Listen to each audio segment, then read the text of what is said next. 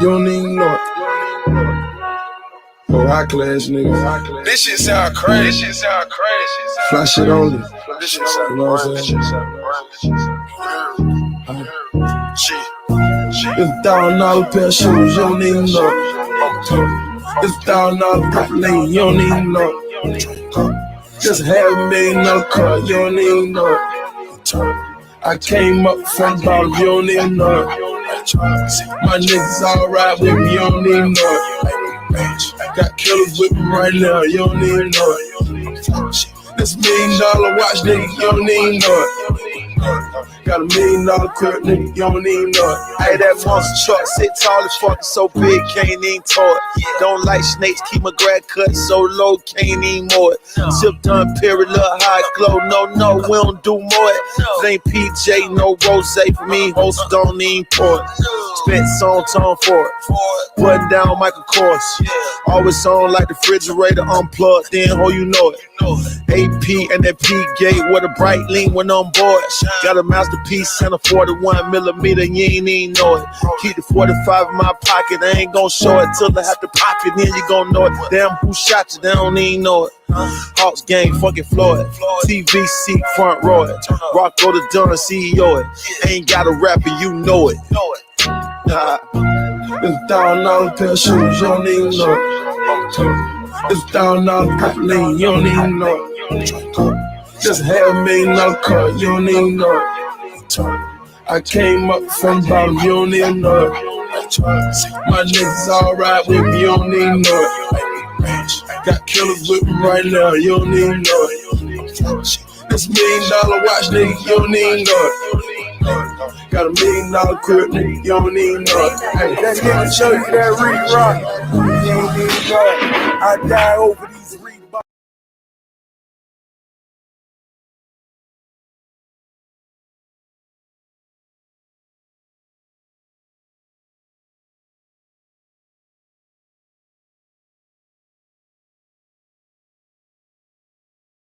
I did it again. I did this in the last stream. I don't know why I'm doing it again. All right, guys. This is No Way Jose Show. All that shit. You guys know this is on YouTube. All major audio packers obviously as well. Sorry for the mute issue. It happens. Credit to my homie at Jellion McVeigh. He's the one who made that edit. Today, my guest is Matt Crumpton. We are continuing our JFK series. And now, as you can tell, it's silky smooth, the audio. I finally ponied up and got me a professional mic. So I hope you guys like it. Part of the reason why is because I will be going on February 8th on Timcast, so I couldn't be a schmuck anymore with a shitty mic. So it is what it is. Here we are. Yeah, but thanks to my patrons, I use that money for that, so I appreciate it. But with that, I guess I want to remind you the patron shtick. It's patreon.com/NoWayJose2020. The way these work is if this is a live stream right now. Wow, this is the 26th. When I'm doing this, it's a live stream for my patrons only, and roughly about a week or so later, depending on my schedule, what have you, I release it publicly. So if you want to be able to get these episodes early, or a number of other perks that come along with being a patron, please do that. If not, that's cool. Just wait for it to come out publicly. That's all right too. My highest level is my $20 level. My sponsors, Mikkel Thorpe of the Expat Money Show. I also have Jeremy, who has an Etsy store at etsy.com/shop/raising-liberty. You can follow him on Twitter at Jeremy Rhymes. And I also have my buddy Toad, who's a co-host with me on Tower Gang. You can follow him at Tower Gang Toad. Also have Zach Overacker at ZOVERACK Zoverak on Twitter. And yeah, I do remind you guys, TopLobsta.com. Use Jose at checkout for 10% off. That's where you can get my merch. You can get Tower Gang merch. You can get all a bunch of other shows merch as well, and stuff that's not even show stuff. So definitely go check that out. He's my buddy. Go support him. Support me as well. Let him know I sent you. And with that, let's go ahead and get Matt in here. What's up, man? Hey, how's it going?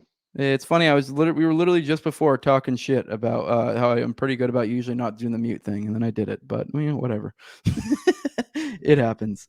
Yeah. All right. Are you ready to get into it? Actually, go ahead and introduce yourself real quick so people know your plugs and stuff. We'll do it again at the end, but just so they know in case they don't stick around for the end, because not all people do that. So yeah. Thanks, Jose. My name's Matt Crumpton. I have a podcast called Solving JFK. which is about attempting to solve the JFK assassination. Looking, going issue by issue. We start at the very beginning, and then we go, what does the Warren Report say? What are the counter arguments to that on each issue? And we apply Occam's razor at the sub issue level. And then if there's more after we determine if the Warren Report got it right or not at the end of season 1 here, we'll go on to look at other questions as well. But right now we're just finished episode 7. So we're kind of leaving the school book depository, getting ready to go into the witnesses in Dealey Plaza and JD Tippett and all that kind of stuff soon. So hell yeah, I've watched the majority of those. I need to catch up. Yeah, you're basically one of the sources I'm using, and it works out that I have you here as well. Before we get into it, I do have one of my patrons showed up for this live stream. I wanted to show this just because it was nice. Matt's a great guest, and you're killing it with these, man. Looking forward to this one. Watch episode 1 like 4 times. Appreciate it, dude. Thanks, dude. Yeah, good stuff. Respect. Bonghorn Leghorn's been with me for a while. I appreciate it, bud. He looks like a well-armed individual. Yes, that's his thing. He's big into the guns. Nice. For sure. Oh, there you go, man. It's good. I'm here for it. So Yeah. yeah. All right. Last episode, we're still kind of covering the basics, covering the characters, stuff like that. We covered mostly just JFK himself, and then his, the possible angles of people, the possible people would want him dead. And now we're moving into the guy who supposedly killed him. We're doing Oswald. So let's go ahead and get into Oswald. I kind of want to go into, we'll start off with, and maybe at the end we'll kind of go into his motivations, but there's a lot to Oswald. So if you go ahead and start out, let us know who he is. We can go as far back as you want, because there's a lot to dig into for sure. Sure. Yeah, I just want to give my disclaimer that so I'm familiar with this information, and I've researched it, and I've got it in my outline, but it's not something that I've written or worked on in the last couple of months. So it's a little foggy, but I've got the broad outline. So if you hear me say something and you want to dive into it, I can point you to the source if you want to hit me up later. But basically, the quick answer to your question on Oswald is it depends on who you ask, right? So if you look at the Gerald Posner, Vincent Bugliosi, it's not Bugliosi, which I've said all throughout my podcast. Too late, but anyway, the people who defend the Warren Report, Bill O'Reilly, they'll say that Oswald. 3 things about Oswald. Number 1, he was basically a bad guy. Like he beat women, was rude, just bad. He was a miscreant. So that's one thing about him. And there's some evidence to support that. Okay. And the other thing about him is that he was crazy. So just truly like a loony, crazy, wild guy. And then the last thing about him was that he was really committed to Marxism, right? Communism, socialism. They kind of called it all the same thing at the height of the Cold War. And Oswald's whole thing was he would say, I'm a Marxist, but I'm not a communist, whatever. So he just kind of like wanted to argue about it. But that's the big picture. And then on the other side of it, who was Oswald? If you ask somebody who thinks there was a conspiracy, the first thing they'll tell you is he was an intelligence agent of some sort. But that's why you kind of have to zoom into everything. So just looking at Oswald from an early age, we can kind of do a chronological overview here. From an early age, he grew up in New Orleans, spent some time in New York City, and then ended up back in the Dallas-Fort Worth area. That's basically he lived in a few different places. He had a brother, and he had a half brother as well, and wasn't particularly close to his family. He joined the Civil Air Patrol when he was 15 years old, and there's a famous photo of Oswald with David Ferrie. If you're on the conspiracy side of things, or you've looked into the case much, David Ferrie is the guy that was played by Joe Pesci in JFK, and basically, it's pretty weird that Oswald is in the Civil Air Patrol with this guy that some people think is one of the chief architects of the assassination and the cover up. So that's just an interesting little sidebar. The Civil Air Patrol, by the way, was like there was so much civic pride at the height of the Cold War that it's like, instead of Boy Scouts, they had like, well, let's go out and do volunteer air patrol to make sure the communists don't fly over Texas. But so it, one thing to note here on Oswald that I just think is probably important to point out from the outset is there's this theory of two Oswalds. Have you ever heard of the two Oswalds Yeah, I theory? have that in my notes. That actually, I just came across that today, and I figured maybe we talk Yeah. about it a little bit. I mean, I don't know if you want to go into it here. I mean, it might not be the most appropriate place, or we can just kind I, of touch on it and go into it I later. just It's up want to to you. I touch don't on care. it Yeah. because if it's true, then it colors everything else we're saying. I Mhm. think it's just I think it's important to keep in mind. I obviously think that there is a possibility that it is true, even though it's so far fetched. Okay, but Yeah, because the idea was just that someone was using his birth certificate, right? Which that right, sounds kooky, but if you take into account the era, it really wouldn't be that hard if you got a hold of someone's birth certificate to just go around pretending to be them. That's not that crazy. that's right. Yeah. So there's what you're talking about. So in 19, it was while Oswald was in Russia. There are FBI documents showing that they're going, hey, someone's using this guy's ID and his social security number, but we know that he's in Russia, so he's being impersonated in the United States by some other guy. So that we know that happened. That's not really disputed. Um, and then when we get into the record of things surrounding the assassination, that's where it gets really interesting because there are all these sightings of Oswald and someone who clearly is trying to make it look like they are Oswald. But the Warren report tried to vet those claims to see, okay, was that Oswald? Let's look at the other witness statements. Where was he that day? What does his wife say? What does Ruth Payne say, who his wife lived with? And there are about 8 or 9 different sightings that are in the Warren report volumes where it's a weird story of someone who's clearly trying to impersonate Oswald, So, like, a but it doppelganger type thing? Is that what you're getting at? Because I went the ah, only thing I saw was just a birth certificate thing, but a doppelganger, because birth certificate, because you said kooky, like, a little bit crazy, but, it's like, birth wild, man. certificate, that's, like, okay, like, you don't even have to look like a guy to use someone's birth certificate, but to, like, if Correct. you're going doppelganger, that's when we get into a little bit I'm weird territory. And I'm not I'm saying that's going, outside the scope of something the yeah, Fed boys yeah, can yeah. do, but This this theory that I'm talking about is bonkers. I just want to say like if you're taking you have to build a tolerance up to it before you could possibly consider it. Okay. But the only reason I raise it is because when you zoom into the facts of this case, all right, there are these little inflection points. That's why, like I said, we're applying Occam's razor at the sub issue level. So there are certain facts that aren't disputed. Okay.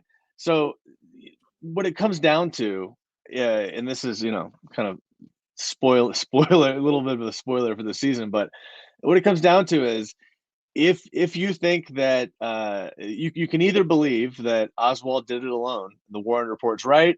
If you believe that, you got some questions you're going to have to answer, right? There are problems with that, with believing the official story for sure, definitely. But if you think that there's a conspiracy and that Oswald didn't do it, once you get into JD Tippett land, and there are several people who say that they saw him, the only thing, if you want to say that there's a conspiracy, really one of the only ways that could possibly make sense is if there's two Oswalds. It's one of the only ways it could make sense. I'm just telling you. yeah. So if you want to believe there's a conspiracy, it's hard to take that position without entertaining the two Oswalds position because it's the only one that I've seen that explains every single counter argument. But Mhm. of course, it's a fantastical, crazy idea. So let me tell you why there's some support for it. Okay, so in the Warren Report volumes, like I said, there's instances of it couldn't have been Oswald in one place, but sure enough, there's someone there. So there's several, 2 or 3 different instances at shooting ranges, and there's a guy who's saying, hey, what is the president coming anytime soon? or no, I hear he's coming. You think someone could shoot him with a high-powered rifle? And he's like intentionally shooting other people's targets, like to be noticed. He's like just being obnoxious. Um, so that happened several times. Okay, that's just one thing. There's the Ralph Yates story, which that's the one I like to talk about all the time. The guy that picked up this hitchhiker who he was giving the hitchhiker a ride. He picks him up right by the highway exit next to Oswald's rooming house, and then he gives him a ride. And on the way, and he has a 4-foot sack that he says has curtain rods in it. Okay, and on the way driving him to work, he asks Yates, hey, the president's coming in town soon. You think someone could shoot the president from a tall building with a high-powered rifle? And he's like, I don't know if they're a good shot. Maybe. He like engaged him on it, which I thought was funny. But anyway, so Yates tells the story to the FBI over and over again. He gets 4 different polygraphs, and they eventually make him go to an insane asylum against his will because they're like, I don't know. You believe what you say, but it can't be true. So that's another one. There's a guy at a car dealership who's saying all this, saying, hey, the president's coming to town soon, and I think someone should take him out with a high-powered rifle. I'm about to come into a lot of money, actually.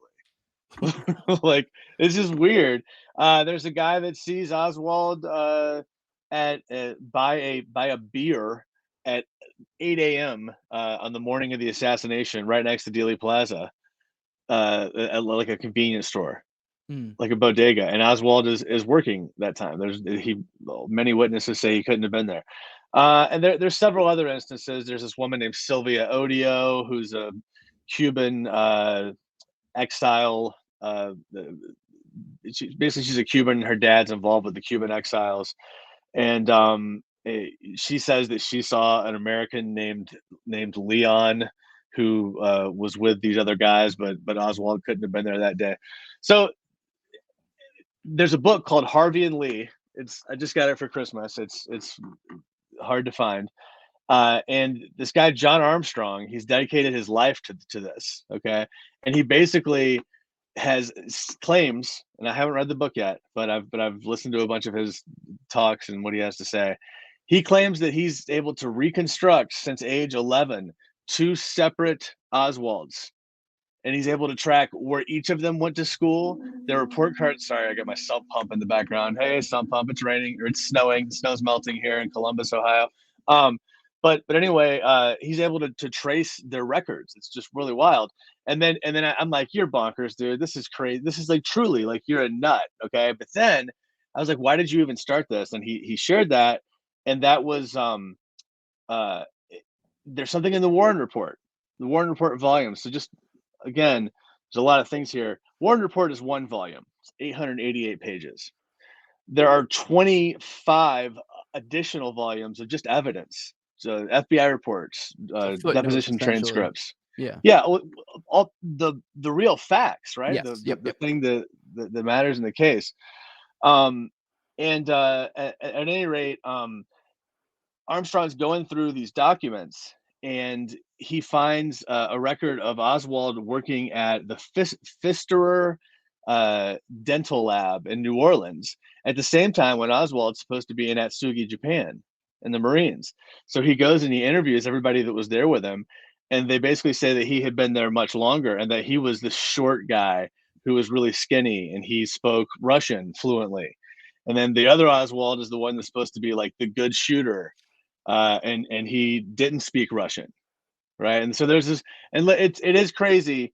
But if you're interested in sort of fast forwarding to the end possibility, Harvey and Lee is worth looking at. I mean, even in the world of like people that think there's a conspiracy theory, people kind of don't like to touch that. But all I'm saying is, if it's based on documents, and you can point and follow the documents, sometimes things are crazy. So I just think people should entertain it. But yes, the biggest thing is like, how could you know when 2 kids are 11 that they're going to grow up and look exactly the same? And how could you know they're going to want to participate in your scheme? And his argument to that is, well, one of them, the one that we know from history, was a Hungarian orphan who spoke native Russian. And the other one, his mom worked in the Office of Naval Intelligence. And he's the one that got to live. Anyway, so there's a bunch of crazy stories on that. I'm not really taking a position on it. I'm just saying it's out there, and it is a possibility that's interesting.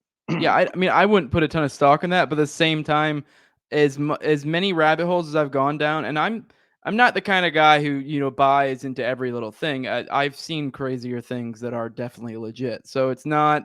I mean, I wish I could think of some examples off the top of my head, but I know for a fact there have been examples of doppelgangers in espionage and stuff like that in the past. So it's not that crazy, especially if we're talking CIA links. I did want to bring up because I thought this was interesting. You meant, and obviously we keep mentioning the Warren report, and you even said there was some, there was eyewitness reports of people who seemed to be, mismatching like, different Oswalds or whatever. Correct me if I'm wrong, or maybe you haven't heard this. By the way, I saw this on the Memory Hole. I don't know if it's on YouTube. Just old stuff like C-SPAN or things from like decades ago. So it's a great resource for if you're interested in like stuff like what we're doing right here, because it is like stuff like they've had a ton of JFK stuff come up lately. They were like really cool stuff. But one of the things they were saying there, I can't remember who it was, is the God, who the fuck is the Fed guy? Hoover. He said, I guess they found out after the Warren report that he thought like that birth certificate thing I mentioned. There was like a note or something or a documentation that he had written before that existed prior to the Warren report where he was like suspected this. Like, I don't know the specifics of it, but it never got into the Warren report, which you mentioned there were things in the Warren report that alluded to that, but you didn't have this like from Hoover, the birth certificate thing, which I feel like would have, if that had entered the Warren report, that could have very much changed the course of history and how they looked at it, because that is more substantial, Yeah. So I just thought that was interesting. No, that is. There's also 3 people who saw someone that they said was identical to Oswald run out of the school book depository down the hill of Dealey Plaza and get into a Nash Rambler. We talk about that in episode 5. So when there's a lot of corroborating evidence, it's kind of like where there's smoke, there might be fire.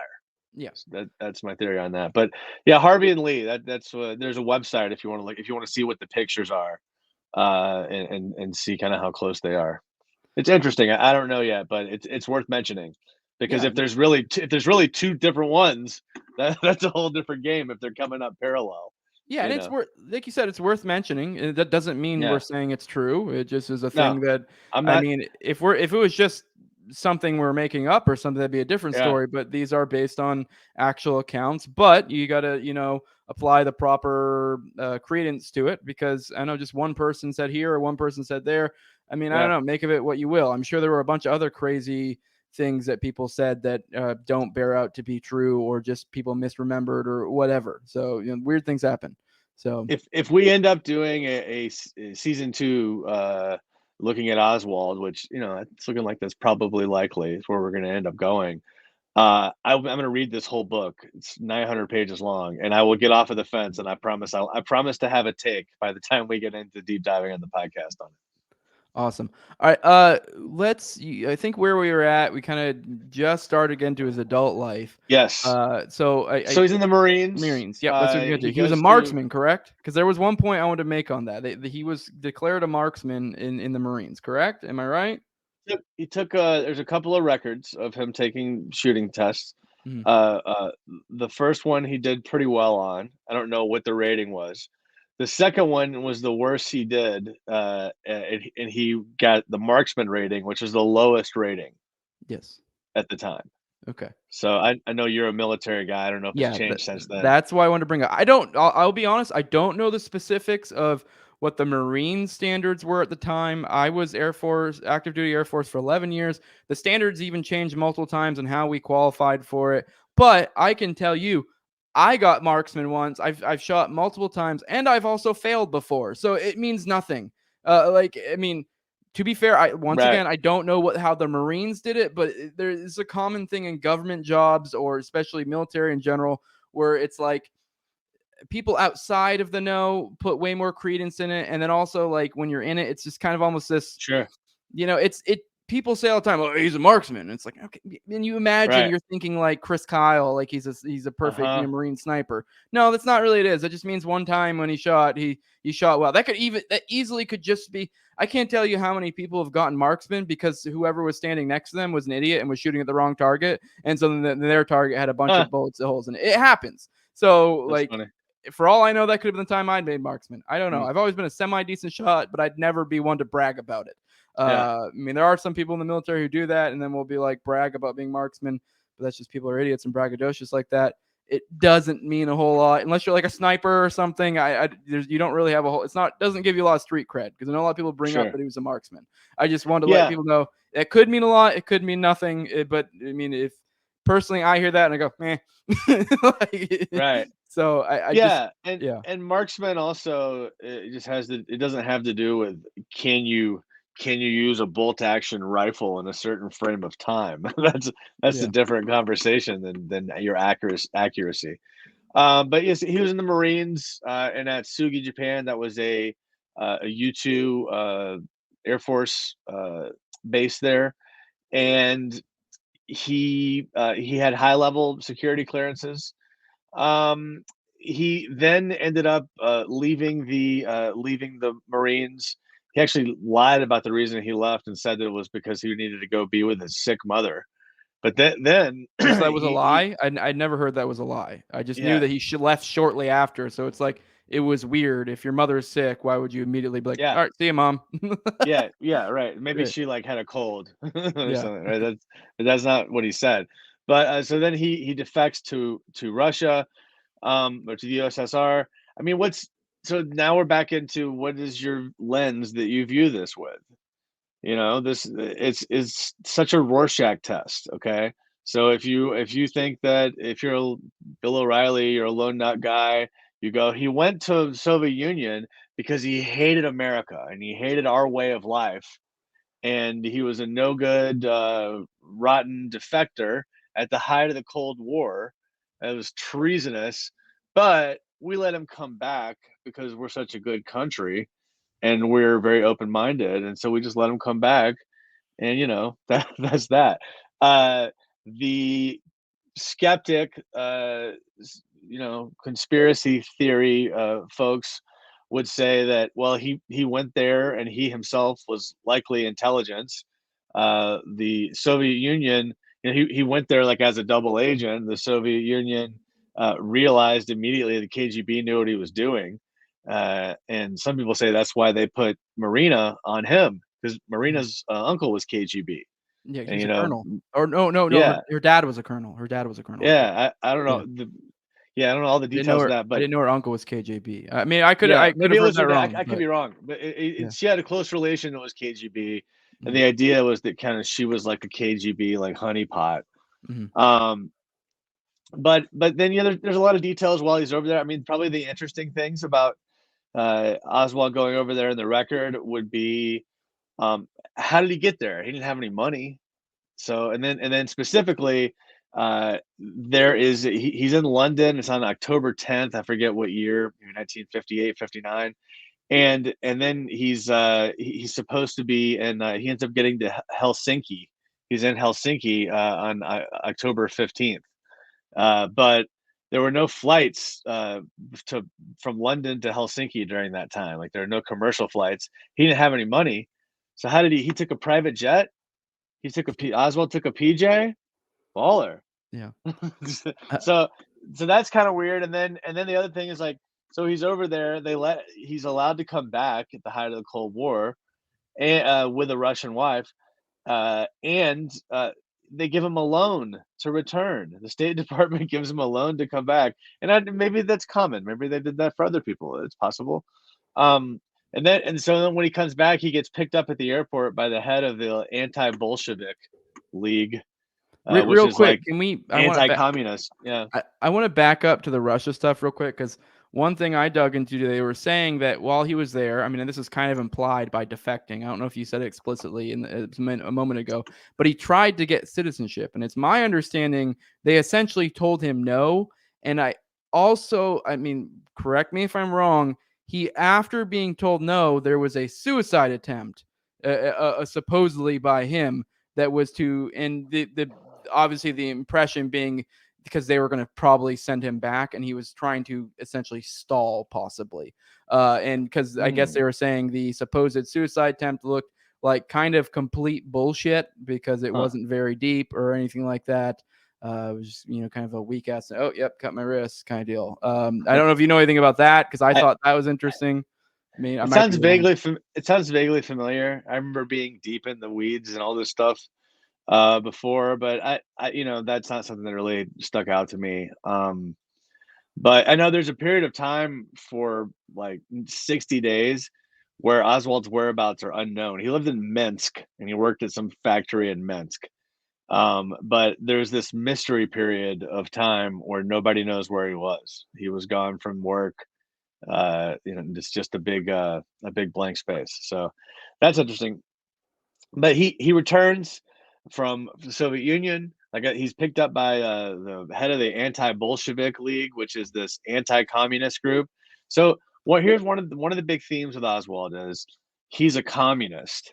Okay, he's a socialist. He's this leftist, and so that's why Warden Report critics are always going, well, if he's a leftist, it's pretty weird that he's always hanging around these right-wing people. Isn't that weird? That his vocal politics to the point where he would kill the president over it is that he's a Marxist Leninist, but he's hanging out with the head of the Anti-Bolshevik League in New Orleans. He's at 544 Camp Street. He's handing out literature that says "Fair play for Cuba." It's basically telling people we should have uh, open trade relations with Cuba, stop threatening them militarily, etc. Which is this, leftist position at the time, certainly. And what's funny about that is that the address that's stamped on the flyers, the other office that was in there was Guy Bannister's office, and he was the head of the basically the Anti-Communist League of the Caribbean.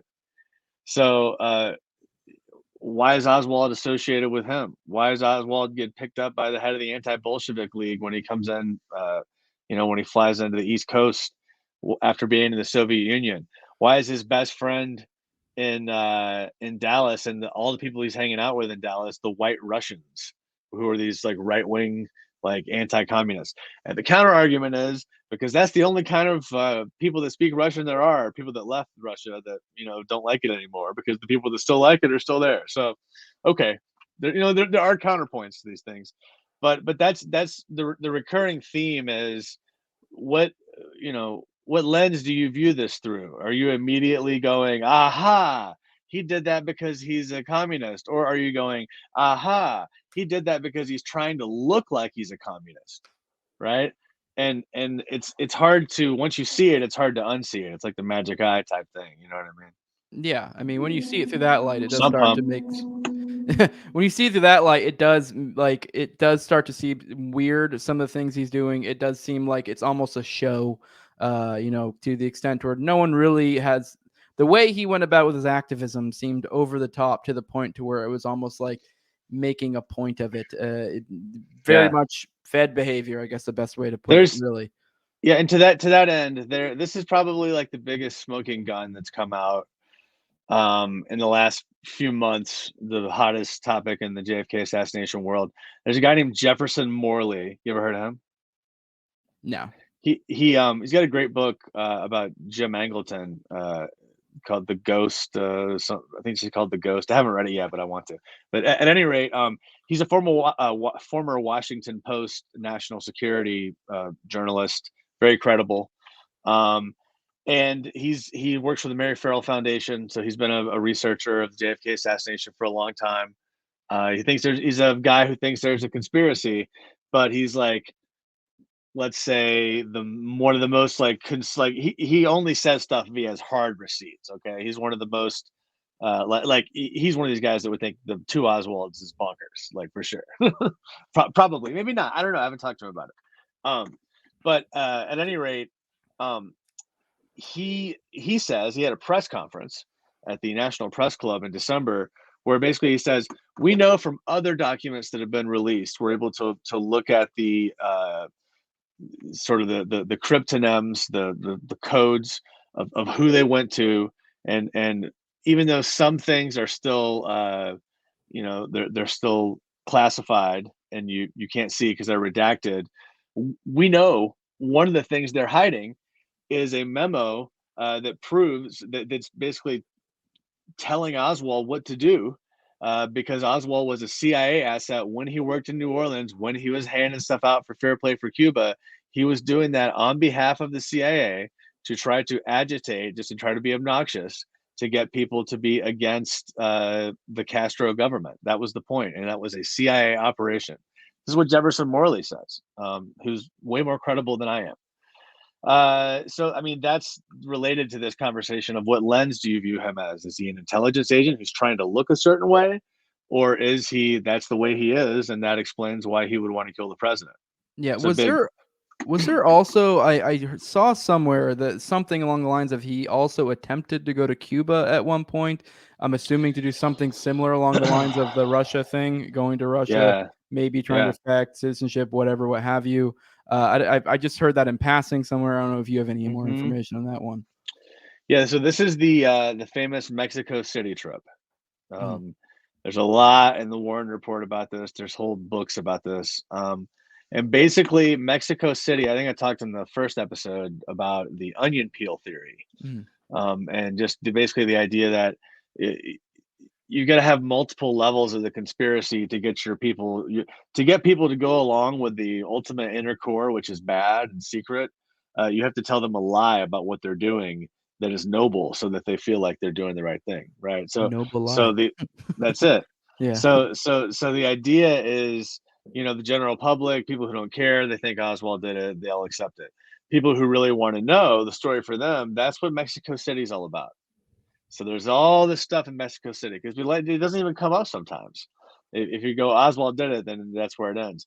But then sort of like the hipster position among those who think that Oswald acted alone is that he acted alone, but really the Cubans and the Russians may have been sponsoring him. We'll never know. Yeah. That's like the position for someone who's like, wants to take the establishment role, but make it be, sound different. Yeah. Which maybe they believe in good faith. I don't know. I don't want to say, but it's Which just sort of like yeah. yeah, Which it's like obviously it's the same thing. yeah. Which obviously the flip side would be no, he was a Fed asset and he was trying to give the appearance of connections to these foreign actors. Not Right. maybe they weren't necessarily making plans for this at the time for the other thing, but then conveniently is like, hey, we have this guy that's already kind of set down these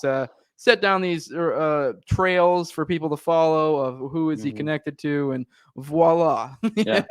So I don't know if Oswald went to Mexico City or not. Yeah. Marina says that he did. Marina says a lot of things. If you believe Marina, then Oswald did it, period.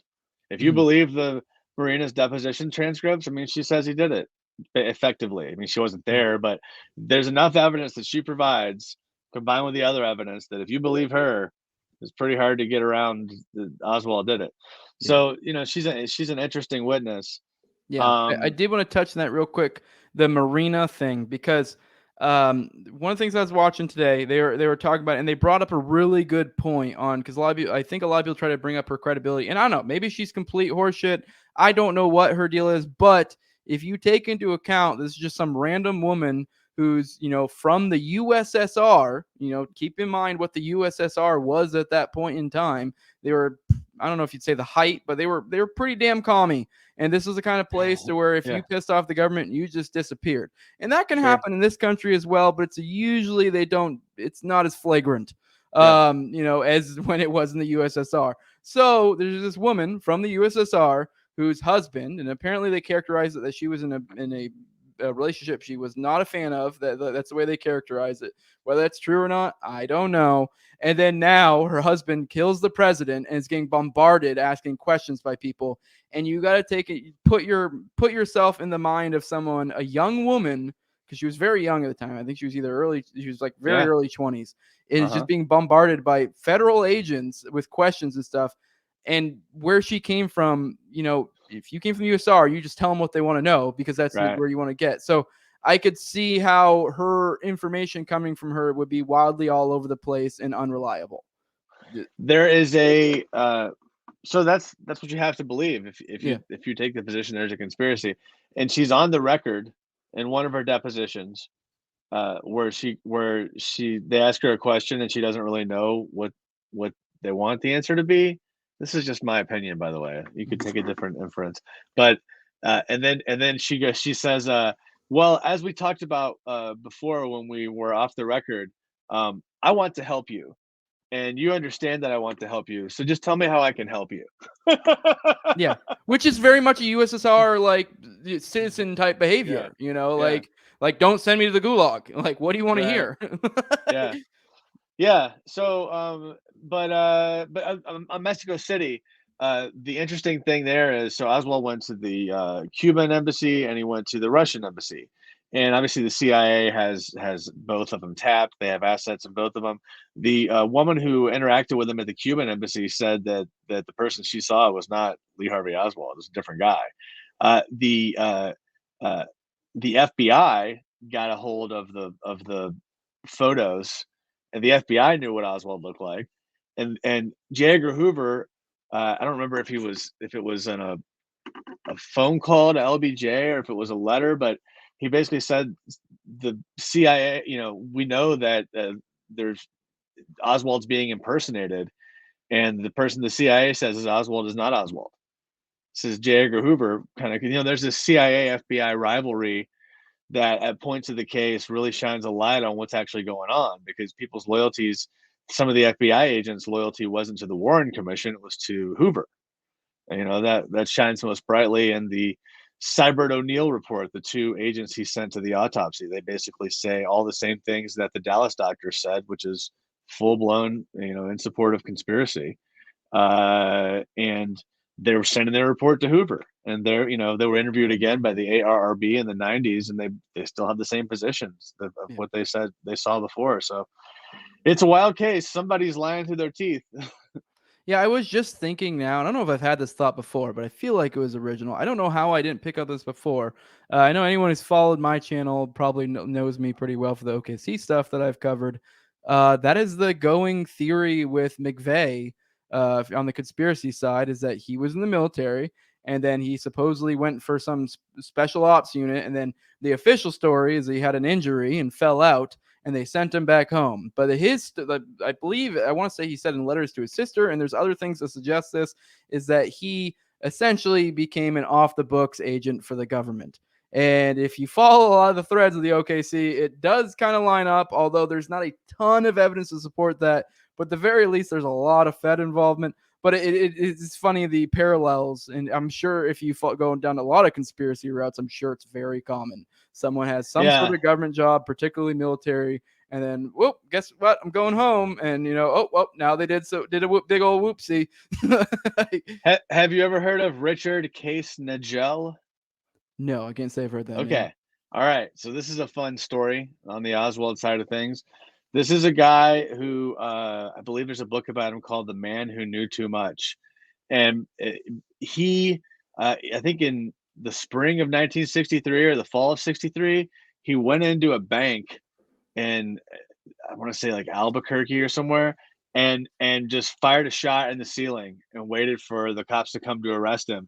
And then he told the cops like all this stuff. He just spilled all this over. He's like I'm part of a double agent program where we go, where basically we go over like we're defecting from to the Soviet Union, and then we try to work for the KGB, but then we come back and we're really working for America the whole time.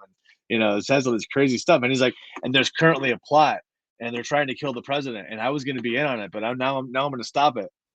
And he says that he knew Oswald, and Oswald was like one of the other people that was in his group. It's why it's bonkers. Yeah, but if you want to look at, and I have not done the super deep dive on that. It's going to be in the podcast, strong enough to make the outline for sure. Yeah, you got to send me like some everything, info. it's got counterpoints. Richard Case Nagel. That's what you want. Nagell. Yeah, that is wild. Yeah, I mean, with McVeigh, it was God, what was it? It was PatCon is what it was. He basically described PatCon after being locked up initially. And then this was before PatCon even became a confirmed thing. It became a confirmed thing much later. So yeah, I mean, obviously, I'm not gonna keep going to the OKC route, but it's just fun. It's just fun seeing the parallels between all these things. Yeah, no, OKC is very interesting. I just don't want to get too far to my lane. I know. Yeah. I learned things I know about that from reading Wendy Bird's book and from Yep. watching your show. Yeah. I don't know if you want to. Who is General Walker, and what significance does Yeah. he have with Oswald? Because Good that was question. something I just heard about today, and I was like, "What? It was Yeah, that's another big. assassination attempt of some sort?" Yeah, General Walker's a really interesting one. So, what okay, so once you find with this case, there's so many little points. Okay, and so Mhm. you go issue by issue, and you sort of, let's say they're all fires, and you're putting all these fires out.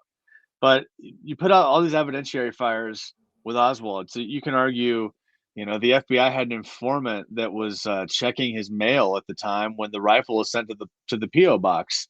So okay, that's a possibility for you to believe that he never got the rifle. That's reasonable. There's issues with the palm print and the fingerprints, which we talk about, I think, in my podcast that comes out next Tuesday. Excuse me. So there's all these there are all these issues, but when it comes down to what it comes back to is the backyard photo. Okay, there's the 3-tier pillar. These things, they stand even after the Warren Report critics are able to sort of attack all these other issues with Oswald's gun ownership specifically, and that is the backyard photo of him holding the gun, and with a revolver on his waist, which Marina says she took. There's issues with her testimony of that because they ask her, how do you use the camera, and she doesn't know how to use it. It's like a special type of camera, and she doesn't even know what she's talking about or whatever, but she does say she took it. And then the second thing is Marina says he had a rifle and says that it was his rifle. So is she just lying? Like we were talking about before, maybe, but that is what the wife would say. You got to give that a little bit of weight. Yeah. But General Walker, okay, so that's the third thing. So they go, well, look, even if all these documents were fabricated to order the rifle and the palm print was planted and all these other things, Oswald tried to kill General Walker on April 1st, and that shows that he had capacity, or maybe it was April, it was sometime in April, and that shows that he had, of 1963, shows that he had capacity to kill. General Walker is this like right-wing John Birch Society guy, kind of friendly with all the guys that were in the military that hated JFK, actually. And I think he was considering a presidential run. I want to say he was like super racist, pretty sure. But at any rate, Walker, there's one shot that was fired into Walker's house, and it hit a windowsill. Didn't go through. There's the forensics are not able to tie the bullet back to the gun. There were people seen running away afterwards, and there was just two people. There were reports of two people that ran in different directions, so it's not entirely clear as to what happened.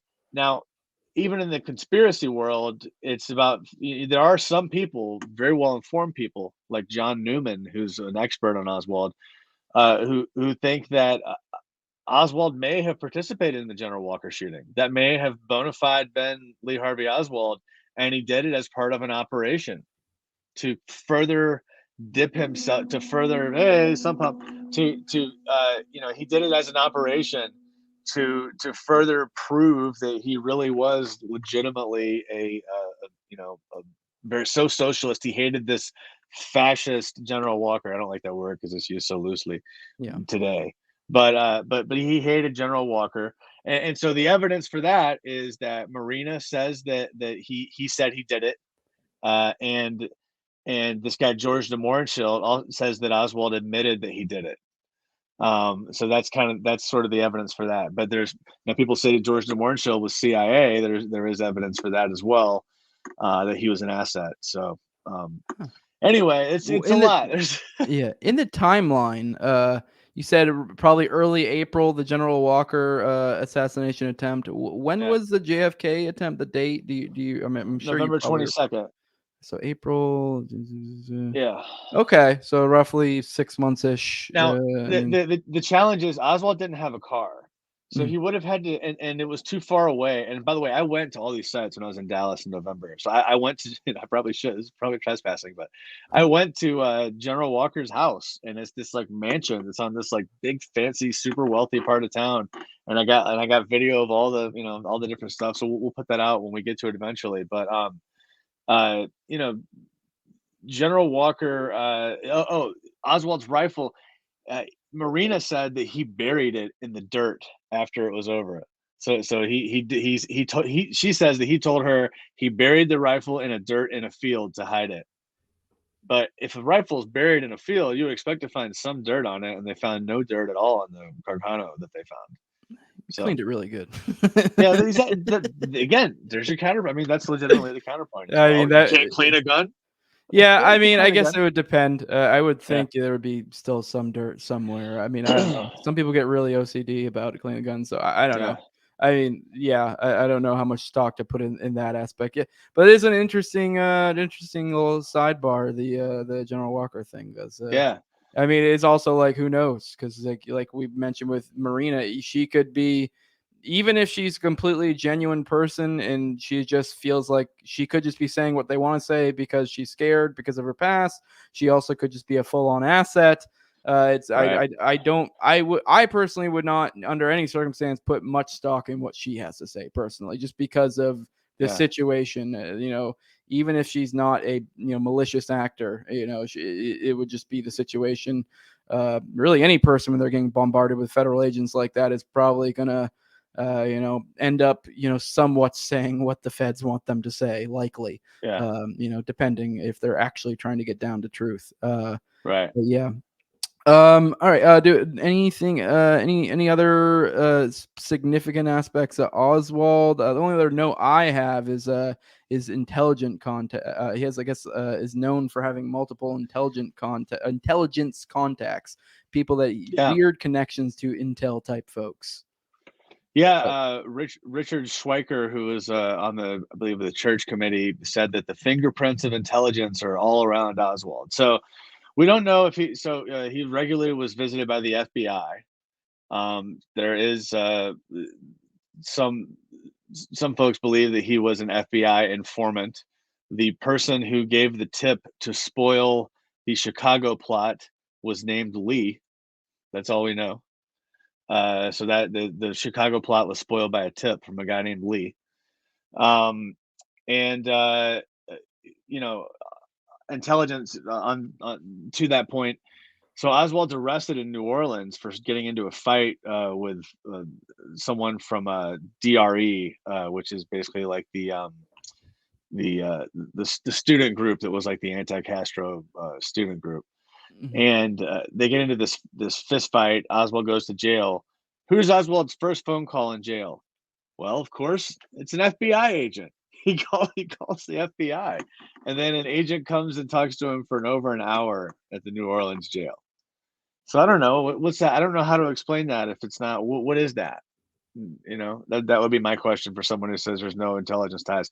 The other intelligence ties, what I brought up earlier about Jefferson Morley. Mm-hmm. And him shining light on that. And then you have Antonio Veciana. He is one of the leaders of Alpha 66, which is the Cuban exile group that was working with the CIA to basically nitpick to death Cuba, just with little random like terror missions against the Cuban government. And Antonio Veciana told the House Select Committee, or he told the House Select Committee investigators that his contacts with the CIA was a guy named Maurice Bishop. And he told the investigators that he saw Maurice Bishop talking to Lee Harvey Oswald after he spoke to him. He left and he saw Lee Harvey Oswald talking to Maurice Bishop. Turns out he's able to identify who Maurice Bishop is. And there's this great book called The Last Investigation by Gaten Fonzie, who's one of the investigators involved in the HSCA. And he describes a story where he befriended Veciana. He's like trying to get him to testify because he's scared. He doesn't want to testify. And he ends up going to this dinner of retired intelligence association agency or whatever. and it's Vecchiana. They end up talking to and sitting with Maurice Bishop at the dinner, and so Maurice Bishop is David Atlee Phillips, who was the head of operations for like the Western Hemisphere of the CIA, or maybe it was like Latin America. I got to remember exactly what it was. He was Mexico City office for a while, but he's all. If it was a conspiracy, David Atlee Phillips is all up in it, and so he says David Atlee Phillips was Maurice Bishop. And there's these other facts with him, like David Atlee Phillips' brother is doing shady stuff in Dallas and covering things. I forget what it was, but we'll get to it eventually. It's in my outline. But yeah, Vecchiana says that his contact also talked to Oswald. And oh, by the way, right after he testified, he got shot in the head. He lived, and then he goes, "No, I don't want to talk about it anymore. I was mistaken." Yeah. And then he's like in his 90s now, and he recently he's like he gave a deathbed confession, or an super old guy confession. He's like, everything I said before is totally true. That was definitely David Atlee Phillips. Yeah. All So, right. Oh shit. Yeah. Go ahead. Fun stories. Yeah. Well, all right. Is there anything else of significance you think we should bring up about Oswald before we kill this episode? Because I think we covered most. I was going to touch on motivations, but I feel like that's redundant because, I mean, if you listen to this, you can kind of just infer that if you're a normal breathing individual. His motivations are, if he did it, it's either that he was crazy or he. I just don't like. I don't think you can believe in good faith that he did it because of his political beliefs. They want you to believe that, but I just don't think the evidence is there if you look at the whole picture, just to be honest with you. I don't. I try to say, like, you can in good faith believe all these different things. You can believe Oswald did it alone, but I think if you think Oswald did it alone, you think he did it because he's crazy and he like wanted to be famous. Mhm. I think that's the theory. Why is he doing all these? But the thing is, he's not innocent and normal. Like, would you go get a revolver? Maybe you get a revolver if you're on the run and you're like gonna shoot people or whatever. But would you go get a revolver and then go to the Texas Theater for a matinee? Like, maybe, I don't know. It's just it's and then when he's in the theater, he's walking around to each person, talking to them, like trying to see, like, are you a contact? And in his pocket, he has a $50 bill. And there's like, I guess there's like a spy technique where you match two halves of a dollar bill together to show it's the person you're supposed to meet. So there's all kinds of little issues. So it's either he's intelligence and he's being told to do things, or he did it and he's bonkers. Those are the two motivations. Yeah, no, it is. It's. I think that's why so many people just don't buy this story. I mean, obviously, we'll touch on Jack Ruby in the next episode, but which that gives it a whole other dimension. But even just looking at Oswald alone, it's just like, what? It just doesn't add up. Like that someone would just randomly kill the president like this, and not have I don't know. Like, I guess they're trying to imply he has commie type convictions. But even then, it's like, I don't know what rational person really thinks that's going to work out well. How, you think you're going to strengthen relationships between these two nations by offing the president, or you just, I guess maybe you could say the point that he just wants to be a hero of the commies, maybe in his head. Well, there's also the biggest argument against that is, like, if he really wanted to kill the president just to like make a name for himself, then he would have been in position in the school book depository. I mean, JFK was supposed to come through at 12:15. Oswald, the earliest he could have been there and not been seen by Bonnie Ray Williams, who was having his lunch, would have been like 12:10, 12:15. But so why would he wait that long and risk missing it? And then the second point is, why would he not take the shot straight on? So the president's coming towards him, coming right at him, and then turns. Why not take the shot when he's coming at you as opposed to when he's going away from you with a tree in the way potentially? So that's been another thing I've always wondered.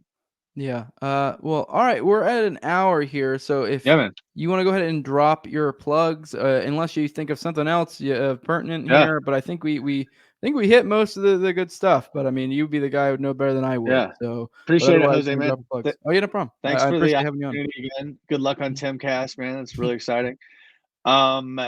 I'm on Twitter, Instagram, Facebook, and TikTok as Solving JFK. Go to solvingjfkpodcast.com. Every episode has written transcripts and every fact is cited, so you can see where I'm getting my sources from. So check it out.